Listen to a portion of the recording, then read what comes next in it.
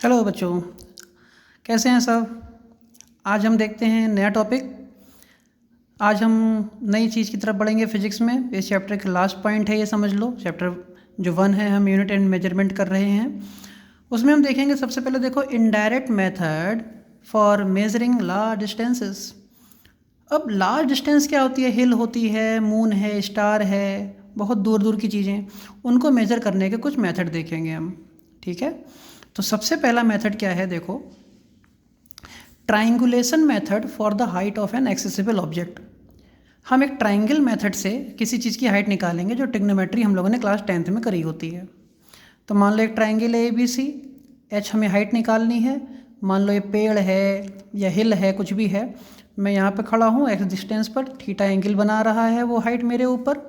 तो tan theta ले लो। तो टेन थीटा इक्वल टू कितना? Perpendicular upon base. यार देखो ना, परपेंडिकुलर अपॉन बेस, भाई परपेंडिकुलर कितनी एच है, बेस कितना एक्स है, तो H equal to X tan theta, ख़त्म। तो मेरे कहने का मतलब, ट्राइंगुलेशन मेथड में क्या करते हैं कि बस सिंपल सा एक ट्राइंगल बनेगा, टेन थीटा ले लिया और हमने उसको सॉल्व कर लिया, तो H equal to X tan theta आ गया। तो हम लोग 10th में करते रहते हैं। आगे बढ़ते हैं।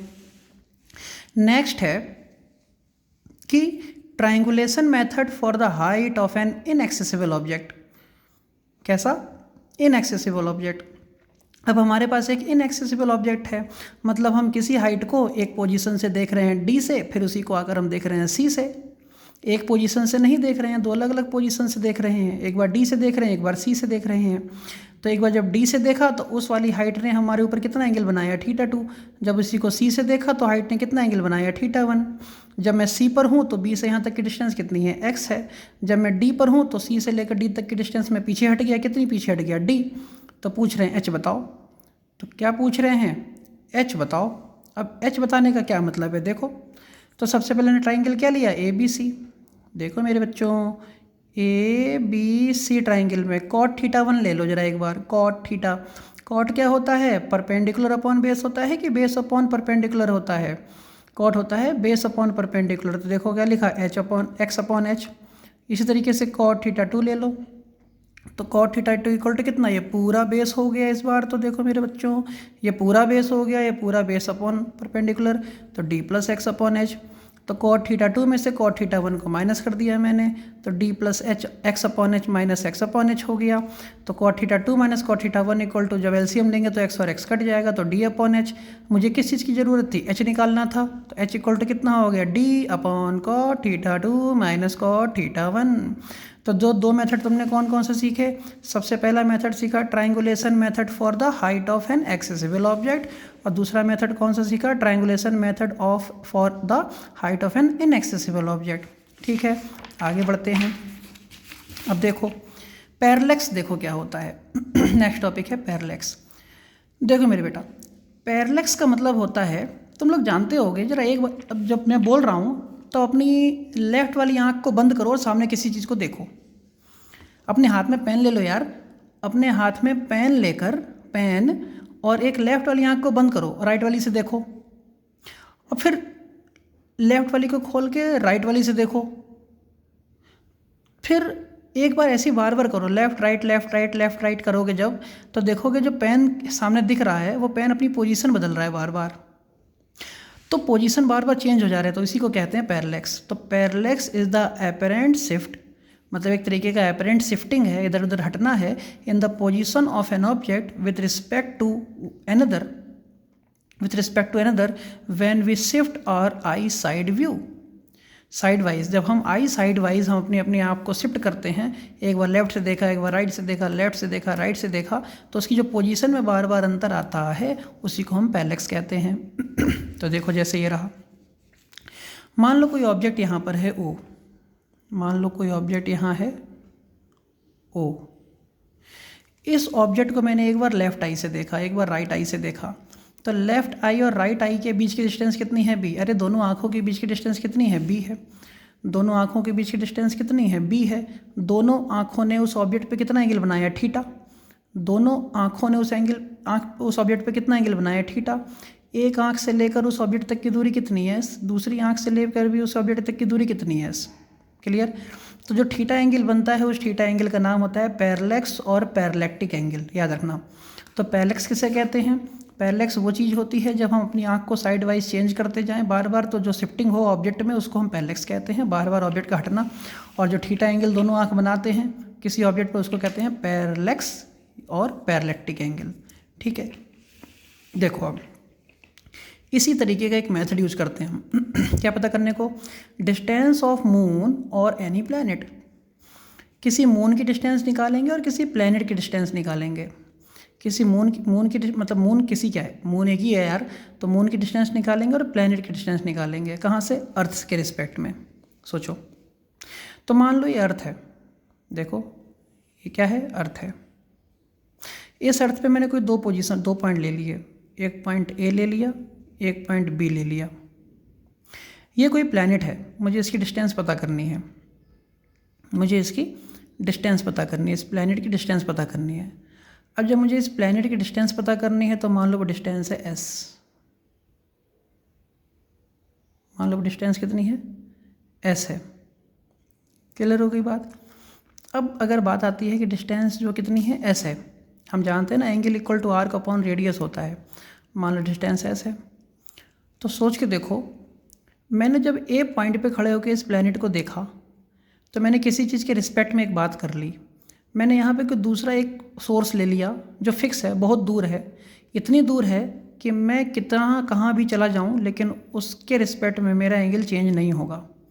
मैं इसकी वैल्यू, इससे एक एंगल ले रहा हूँ, मैंने यहाँ से इसको देखा और मैंने यहीं से किसी दूसरे एक ऐसे स्टार को देखा, ऐसे प्लैनेट को देखा कि जो बहुत दूर है।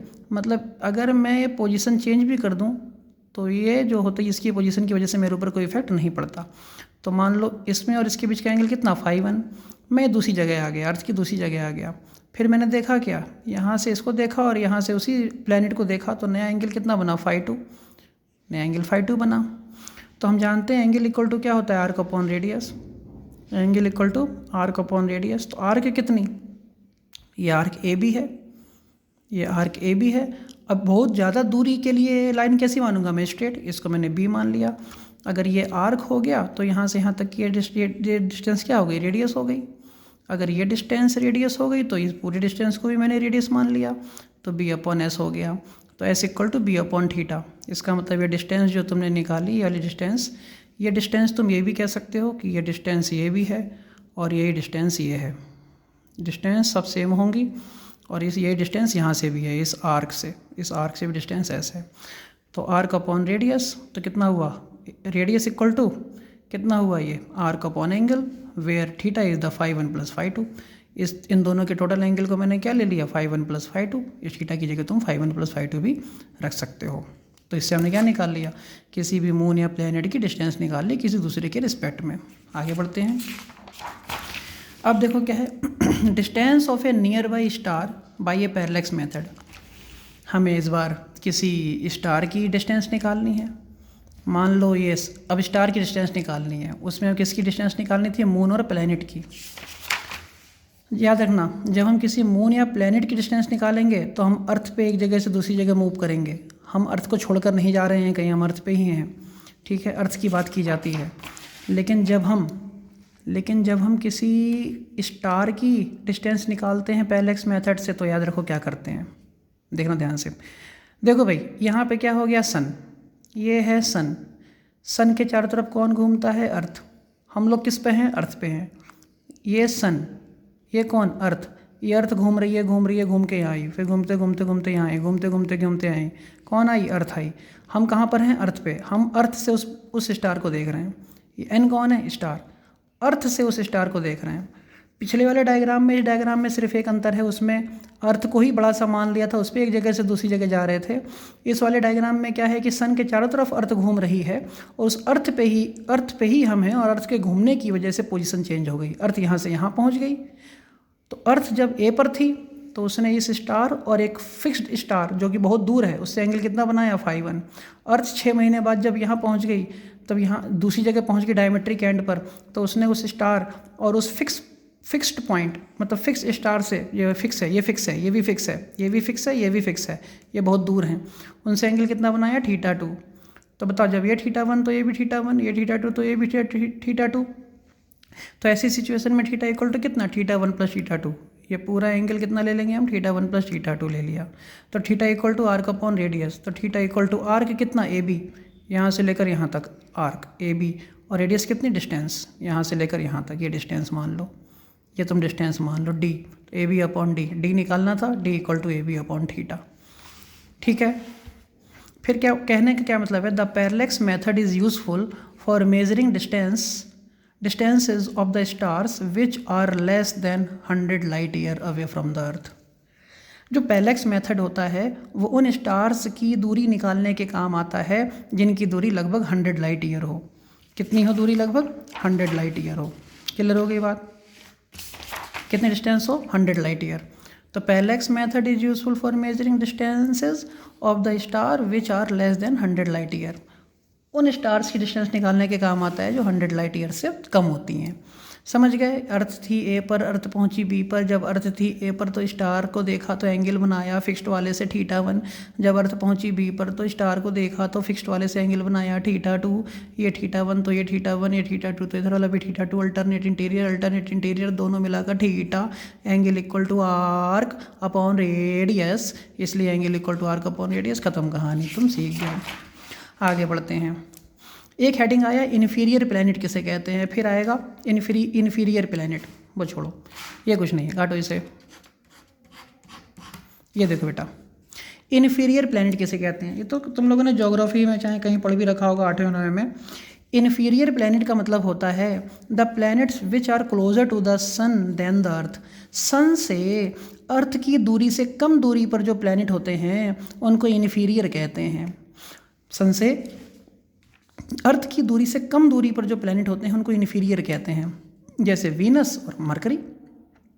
मरकरी की दूरी और वीनस की दूरी सन से अर्थ के मुकाबले कम है, इसीलिए इनको इन्फीरियर कहते हैं। सुपीरियर किसे कहते हैं, जिन प्लैनेट की दूरी अर्थ की डिस्टेंस के रिस्पेक्ट में ज़्यादा हो उनको सुपीरियर कहते हैं। डायग्राम समझ में आ जाएगा।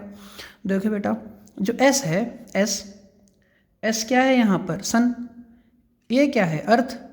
अब ये एक प्लैनेट P1 है जो अर्थ से छोटी रेडियस में घूम रहा है, एक प्लैनेट P2 है जो अर्थ से बड़ी रेडियस में घूम रहा है। तो जो छोटी रेडियस में घूम रहा है उसको इन्फीरियर कहते हैं, जो बड़ी रेडियस में घूम रहा है उसको सुपीरियर प्लैनेट कहते हैं। तो P1 कौन है, इन्फीरियर, P2 कौन है, सुपीरियर प्लैनेट है।